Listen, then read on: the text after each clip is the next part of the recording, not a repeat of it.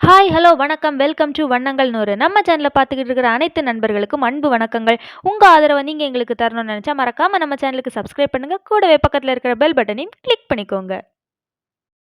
நாம் இன்னைக்கு இன்ஸ்டண்ட்டாக செய்யக்கூடிய ஒரு பாசிப்பருப்பு தோசை ரெசிபியை பற்றி தாங்க இன்றைக்கி பார்க்க போகிறோம். கூடவே இந்த பாசிப்பருப்பு தோசையோட டேஸ்ட் எப்படி இருக்கும், இதை நீங்களும் உங்கள் வீட்டில் நம்பி டேஸ்ட்டாக இருக்கும் அப்படின்னு செய்யலாமா, அதை பற்றி எல்லாம் தாங்க இந்த வீடியோவில் பார்க்க போகிறோம். வீடியோவை முழுசாக பாருங்கள். இந்த பாசிப்பருப்பு தோசை செய்கிறதுக்கு 1 கப் அளவுக்கு பாசிப்பருப்பு எடுத்துக்கோங்க. நீங்கள் எந்த கப்பில் பாசிப்பருப்பு எடுத்தீங்களோ அதே கப்பில் 1/4 கப் அளவுக்கு பச்சை அரிசி எடுத்துக்கோங்க. இதை ரெண்டையும் தண்ணி விட்டு நல்லா கழுவி எடுத்துக்கோங்க. குறைஞ்சது 3 தடவையாவது தண்ணி விட்டு நீங்கள் கழுவி எடுத்துக்கணும். இதை நீங்கள் நல்லா கழுவி எடுக்கும்போது பாசிப்பருப்பில் உள்ள பச்சை ஸ்மெல் ஓரளவு கம்மியாகிரும். இனி இதை ஒரு மணி நேரத்துக்கு நல்லா ஊற வச்சு எடுத்துக்கோங்க. இப்போ நம்ம பாசிப்பருப்பு எடுத்து கையால் உடச்சி பார்த்தோன்னா அப்போ இந்த பாசிப்பருப்பு உடையணுங்க. அந்த அளவுக்கு ஊறி இருக்கணும். இனி இந்த பாசிப்பருப்பையும் பச்சை அரிசியையும் சேர்த்து மிக்சியில் போட்டு நல்லா அரைச்சி எடுத்துக்கலாம். இங்கே பச்சை அரிசிக்கு பதிலாக பச்சை அரிசி மாவு கூட இதில் அரைக்கும் போது சேர்த்துக்கலாங்க. ஆனால் 1/4 கப் அளவு தான் எடுத்துக்கணும். மாவை நல்லா நைஸாக அரைச்சி எடுத்துக்கோங்க. நீங்கள் இந்த மாவை அரைச்சி எடுக்கும்போது ரொம்ப கெட்டியாகவும் இல்லாமல் ரொம்ப தண்ணியாகவும் இல்லாமல் தோசை மாவு பதத்துக்கு அரைச்சி எடுத்துக்கோங்க. இப்போ இந்த மாவை நாம் ஒரு பாத்திரத்துக்கு மாற்றி எடுத்துக்கலாம். பாருங்க, இந்த மாதிரி பதத்தில் தோசை மாவு பதத்தில் நமக்கு வரணும்.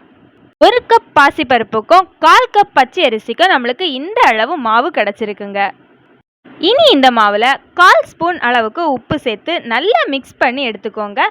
உப்பு எல்லா இடத்துலையும் நல்லா மிக்ஸ் ஆகி கிடைக்கணுங்க. இந்த அளவு மாவில் குறைஞ்சது 15 தோசை வரைக்கும் சுட்டு எடுத்துக்கலாங்க. இப்போ நாம் ஒரு தோசை தவாவை ஹீட் பண்ணிவிட்டு ஒரு கரண்டி மாவை ஊற்றி நல்லா விரித்து தோசையை சுட்டு எடுத்துக்கலாங்க. இதுக்கு மேலே நெய் இல்லைனா எண்ணெய் ஊற்றி எடுத்துக்கோங்க.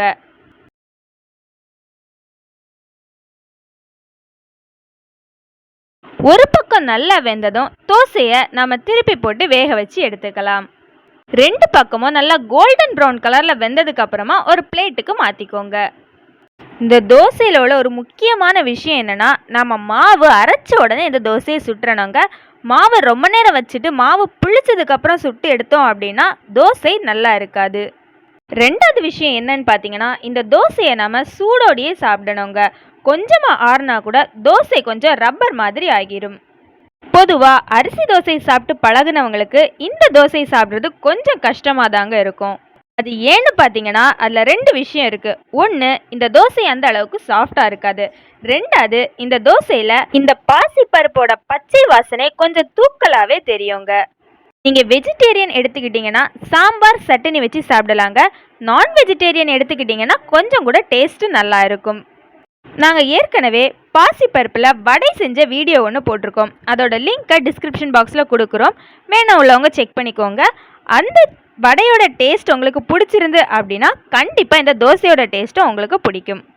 இந்த பாசிப்பருப்பு தோசையை நீங்கள் உங்கள் குழந்தைங்களுக்கு செஞ்சு கொடுத்து பாருங்கள். பொதுவாக அவங்களுக்கு அரிசி தோசை பாசிப்பருப்பு தோசை அப்படின்னு சுவை வேறுபாடு தெரியாது. இந்த பாசிப்பருப்பு தோசையில் அரிசி தோசையை விட நிறையவே சத்துக்கள் நிறைஞ்சி இருக்குதுங்க. அதனால உங்கள் குழந்தைங்களுக்கு ஒரு தடவை செஞ்சு கொடுத்து பாருங்க. அவங்க விரும்பி சாப்பிட்டாங்க அப்படின்னா வாரத்துக்கு ஒரு 2 முறை அவங்களுக்கு இந்த மாதிரி செஞ்சு கொடுங்க. இந்த தோசையோட ஒரு பெஸ்ட் பெனிஃபிட் என்னன்னு பார்த்தீங்கன்னா, இதை நம்ம மாவை அரைச்சி புளிக்க வச்சு எடுக்கணும்னு அவசியம் கிடையாதுங்க.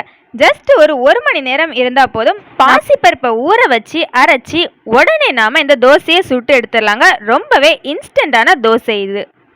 அவ்வளோதாங்க. இந்த தோசையை நாங்கள் செஞ்சு பார்த்துட்டு எங்களோட கருத்துக்களை உங்கள் கூட ஷேர் பண்ணியிருக்கோம். நீங்கள் உங்கள் வீட்டில் இதை ட்ரை பண்ணி பார்த்தீங்க அப்படின்னா உங்களோட கருத்துக்களை மறக்காமல் எங்கள் கூட ஷேர் பண்ணிக்கோங்க. இந்த வீடியோ பிடிச்சிருந்துச்சுன்னா லைக் பண்ணுங்கள், ஷேர் பண்ணுங்கள், உங்களோட கருத்துக்களை மறக்காமல் சொல்லுங்கள். முக்கியமாக நம்மளோட சேனலையும் அப்படியே சப்ஸ்கிரைப் பண்ணிக்கோங்க.